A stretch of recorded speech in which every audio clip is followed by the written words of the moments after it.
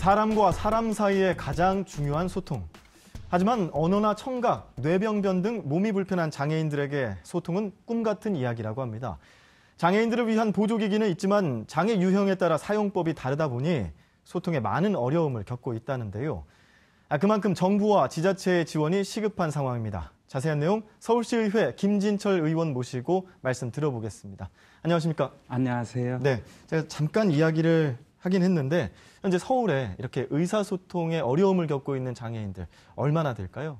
서울에 어려움을 겪고 있는 장애인들은 크게 청각장애인, 그다음에 언어장애인, 그다음에 뇌병변 장애인, 발달장애인 이렇게 네 장애 유형군들이 주로 언어 장애를 겪고 있습니다. 거기에 청각장애인들은 한 4만 1,000명 정도 되고요. 네. 서울에만. 그다음에 언어장애인들은 한 3,000명 정도. 구강이나 뭐 이런 신체는 멀쩡한데 발음이 제대로 안 나와서 언어 소통이 안 되는 분들이고요. 그다음에 발달장애인들이 한 3만 명 정도 있고 뇌병변 장애인들이 한 4만 2천 명 정도 있습니다. 그러면 뭐 10만 명이 넘는 수치가 되는데. 근데 그 중에서도 뇌병변 장애인들이 전부 다 말을 못하는 건 아니고요. 한 70% 정도가 말을 못하는 중복 장애 형태를 띠고 있습니다. 그렇군요. 자, 그러면 지금 말씀하셨다시피 장애 유형별로도 그 인구를 말씀을 해주셨는데 그럼 유형별로 의사소통하는 데 어려움을 겪고 있는 게 또 다를 것 같습니다. 그렇죠.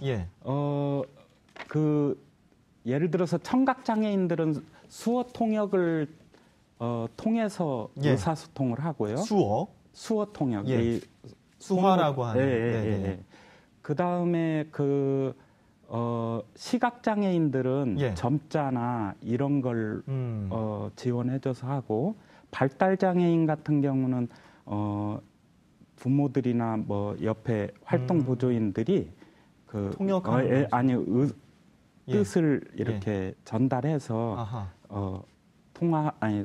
의사를 소통을 하는데 뇌병변 장애인들은 그동안에 대체할 만한 그런 소통 방법이 없었습니다.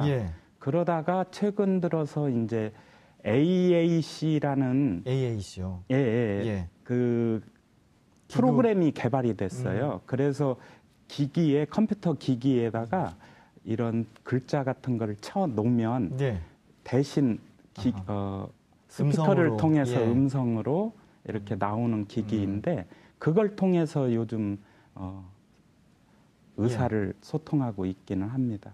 그렇군요. 그러면 이렇게 그 보조기기들을 통해서 뭔가 의사소통을 하는데 청각장애인들 같은 경우에도 어떤 뭐 이렇게 언어나 이런 부분을 글씨로 방금 말씀하신 그런 보조기기로 소통을 할 수도 있을 것 같아요. 뭐 보드판에 이렇게 써가지고 이렇게 글씨를 쓸 수 있는 사람들은 그렇게 하기도 하고 하는데, 이 뇌병변 장애인들 같은 경우는 근육 사지가 이렇게 뒤틀리고 그 장애인들이 생각하는 대로 이 팔다리가 움직여지질 않습니다. 그러다 보니까 글쓰기도 제대로 안 되는 장애인들이 있고, 그러다 보니까 이분들한테는 맞춤형 서비스를 하지 않으면 의사소통하기가 되게 어렵습니다. 사람이 내 의사를 상대방에게 전달을 못한다고 했을 때 그 답답함이라는 거는 우리들이 감히 상상할 수도 없는 것이죠. 그렇죠. 그럼 이제 보조기기의 도움을 받을 수가 있게 되는데 이게 정부에서 지원을 받는 건가? 이게 지원량이 좀 많습니까? 어떻습니까? 근데 그 뇌병변 장애인들한테는 사실 기기를 보조받는 것이 중요한 게 아니고 그 기기를 줘도 쓰지를 못하는 게 경우가 많이 있습니다. 그 장애층이 다양해서 뇌병변 장애인도 완전히 누워서만 생활하는 장애인이 있고 사지가 다 뒤틀려가지고 어느 거 하나 내 마음대로 조정을 못하는 그런 상황이기 때문에 워드를 쳐서 넣어야 그 입력을 시켜야 발음이 음성으로 나오는데 네. 그런 것조차도 못하는. 그래서 어떤 장애인은 손가락 하나만 움직일 수 있는데 그래서 그 손가락 하나를 움직여서 보드를 쳐가지고 하는 경우도 있고 손도 안 되면 발가락이나 아니면 눈동자로 커서를 움직여가지고 글씨를 입력하는 뇌병변 장애인들이 많거든요. 예. 그렇다면 기기를 그 장애인의 유형에 맞게 그 장애인이 쓸 수 있는 형태로 만들어서 전달을 해줘야 네. 사용이 가능한 겁니다. 예, 그러니까 보조기기 지급 자체가 어떤 그 유형별로 크게 나눌 것이 아니라 세밀하게 그 개개인별로 원하는 것으로 다 다른 장애 유형을 갖고 있는데 그렇죠. 그 사람한테 기기만 주면서 보급해 주면서 이 기기를 줬으니까 의사소통을 해봐라고 하면 못하는 거죠. 그렇겠네요. 그럼 의원님께서 지금 발의하신 게 있습니다. 조례안인데요. 서울특별시 의사소통관리 지원센터 설치 및 운영 조례안. 근데 이 조례안이 지금 조금 명칭이 바뀌었는데요. 장애인 의사소통 권리 증진에 관한 조례. 조금 더 확대가 됐군요. 센터만 운영하는 것이 아니라 이 속에 센터도 들어가 있는. 그럼 이 조례안 내용에는 뭐 서울시가 이런 것도 지원할 수 있게끔 되어 있나요? 네네네. 지원 설명 좀 부탁드릴게요. 이 조례는 이렇게 그동안에 뇌병변 장애인들은 말을 할 수 없었기 때문에 다른 지체장애나 이런 시각장애나 이런 쪽에 항상 밀려왔습니다. 발달장애한테도 밀렸어요. 그래서 저번에 발달장애 특별 조례는 만들어져서 그분들은 이제 보호를 받게 돼 있는데 이 뇌병변 장애인들은 그동안에 소리를 낼 수 없으니 그 아픔을 세상에 알릴 길이 없었던 것이죠. 그래서 이분들이 이제 겨우 지금 이 조례가 통과되면 좀 원만하게 이런 것들 의사소통을 할 수 있게끔 도움을 지원을 받을 수가 있겠죠. 그런 건.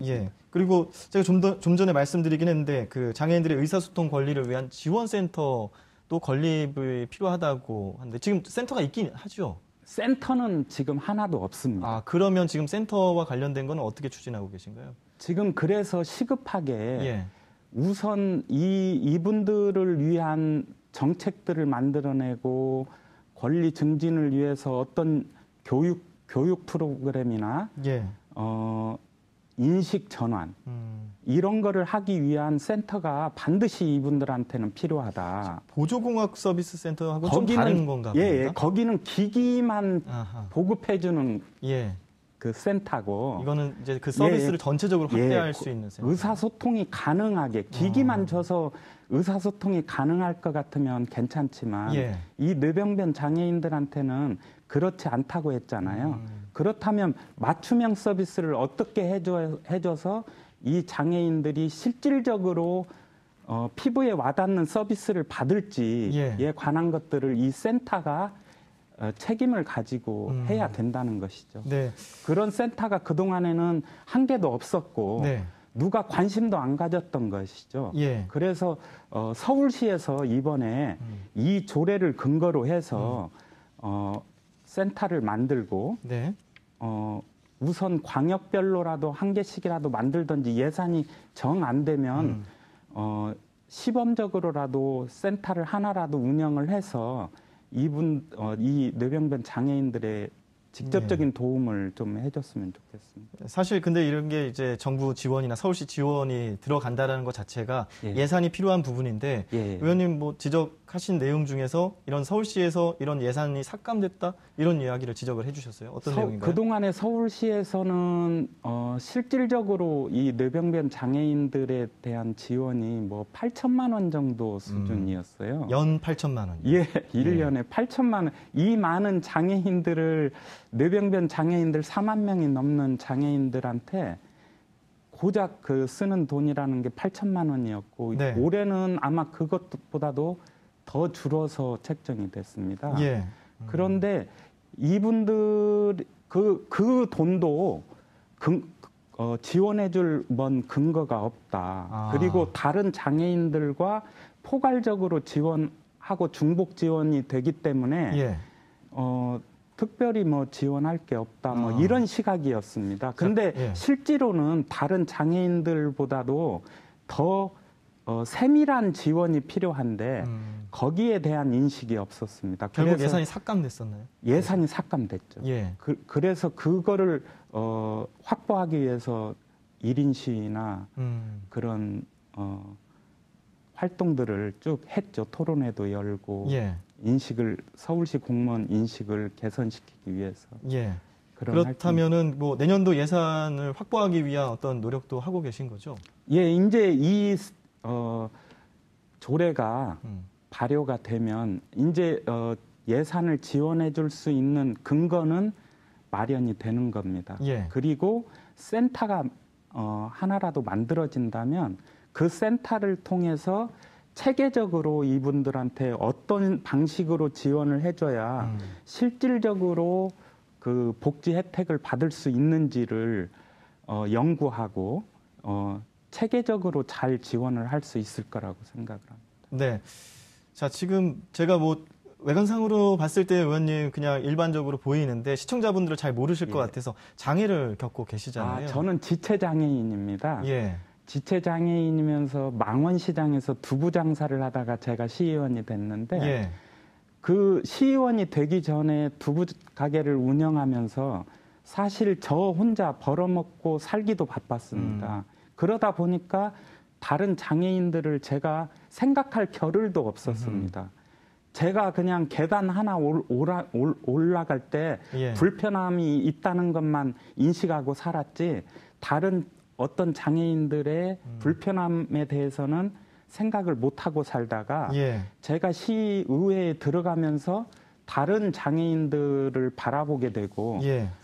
특히나 뇌병변 장애인들이 더욱 그 소외돼 왔다는 사실을 알고 예. 제가 이 조례를 만들려고 지금 노력하고 있는 중입니다. 예. 올해 회기가 몇 번의 회기가 남았습니다. 이 안에서 이게 그 개정안이 발의가 된 상태에서 이제 심의 의결이 될 텐데 이제 확정되기 전까지 의원님 앞으로 계획을 이야기를 해주시고요. 지금 그 의원님들 설득 작업도 필요하고요. 예.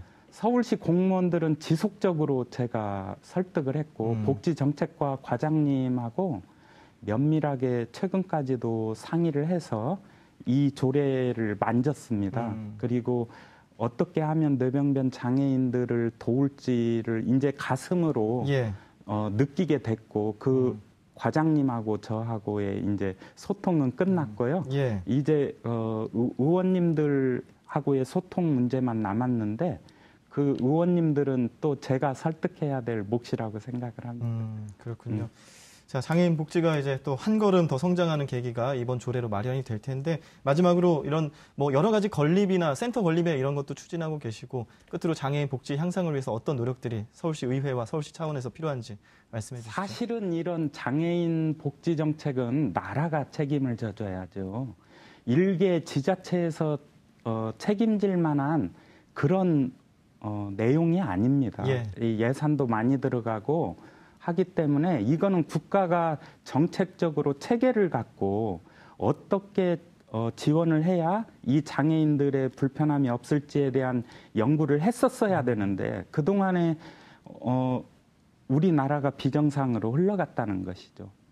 그리고 뭐 장애인들에 대한 복지를 얘기하기 전에 뭐 포퓰리즘이니 뭐니 이런 논쟁들이 앞섰기 때문에 장애인들의 설 자리가 없었죠. 하지만 서울시의 그 우리 박원순 시장님이 따뜻한 시장님이기 때문에 서울시에서 주도적으로 이런 장애인 복지 정책을 리드해 나가고 전국으로 이런 정책들이 퍼져나갈 수 있게 해야 된다.